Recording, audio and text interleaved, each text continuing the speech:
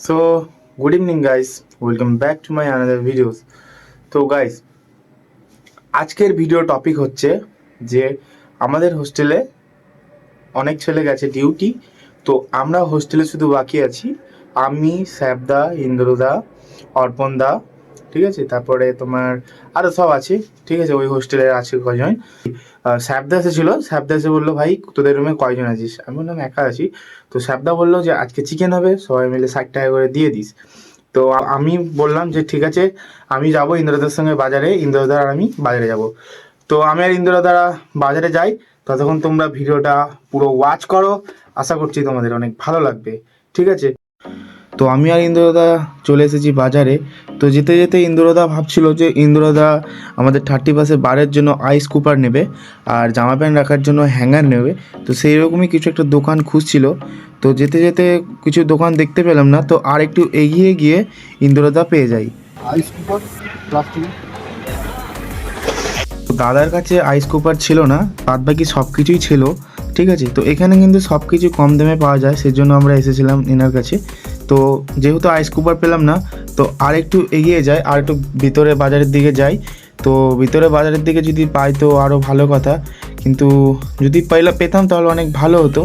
তো আরেকটু এগিয়ে গিয়ে একটা দোকান পাই যেখানে ইন্দ্রদা হ্যাঙ্গার পেয়েছিল, কিন্তু আইস কুপার পাইনি, ঠিক আছে।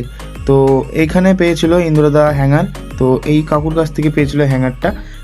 ইন্দ্রদা এত দেখার পর শুধু হ্যাঙ্গারটাই পেয়েছিল, তো আর কিছু পাইনি। আর আমাদের সৌমেন স্যার হাতিয়ারা বাজারেই থাকেন, উনি এখানেই ফ্ল্যাট নিয়ে থাকেন, ঠিক আছে। তো আর একটু এগিয়ে গিয়ে আমরা ভেবেছিলাম চিকেনটা নিয়ে নেব।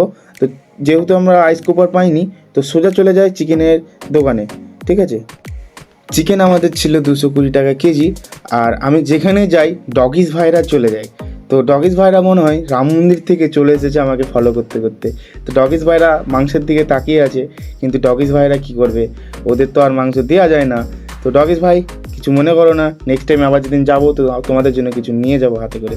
তো আসার সময় দেখতে পাই যে কিছু ফুল রাস্তায় গাড়িতে লাগাচ্ছিল, ঠিক আছে। তো এসেই একটা মায়ের দেখা। তো এই মায়ের নাম কি তোমরা সবাই কমেন্টে বল। हाय सबदा, मिस्टर मास्टर शेफ, हेलो, कैसे हो? मैं बहुत अच्छा हूँ। अभी बहुत हाय স্বাগতম। তো তারপরে চলে আসি হোস্টেলে। স্যাবদা আমাদের অনিয়ন চপিং করছিল আর ওইদিকে স্বাগতম গার্লিকগুলো ছাড়াচ্ছিল। তো আজকে রান্না করবে আমাদের স্যাবদা আর ইন্দ্রদা। মোস্টলি ইন্দ্রদাই সব কিছু করবে, স্যাবদা অ্যাসিস্ট্যান্ট হিসাবে আছে, ঠিক আছে। তো তারপরেই স্যাবদা আমাদের জন্য গরম গরম চা নিয়ে আসে। তো চাটা ছিল প্রচণ্ড গরম। তো আমাদের অর্পণদা ওই গরম চায়ে হাত দিতে গিয়ে কেমন একটা করছে দেখো। তো অর্পণদা চা ধরতে গিয়ে হাতে ছ্যাঁকা খেয়ে গেছিলো। তো তার পাশাপাশি আমিও ঠিক গরম গরম চা টুকটুক করে খেতে লাগলাম। তো হঠাৎ দেখতে পাই আমার ছোট ভাই এরোপ্লেনে করে এখন ঘুরতে বেরিয়েছে, ঠিক আছে। ওই দেখো আমার ভাই চলে যাচ্ছে ঘুরতে। তো ঠিক আছে ভাই, ওটা এন্টারটেনমেন্টের জন্য বললাম। তো স্যাবদা নিয়ে এসেছিলো বিস্কুট, যেহেতু শুধু চা খাচ্ছিলাম। তো চা খেতে খেতেই আমাদের রান্না হয়ে যায় কমপ্লিট। তো ইন্দ্রদা বললো যে ভিডিও বন্ধ কর, অনেক কাজ আছে করে নে, ঠিক আছে। তো সেটা করার পর রান্না পুরো কমপ্লিট হয়ে গেছে। তো আগের ভিডিও পার্টটা আমরা দেখাতে পারিনি, যে আগে কি করে কি করলাম, তো ওটা দেখাতে পারিনি, কিন্তু কিছু করার নেই গাইস, এইটুকুই।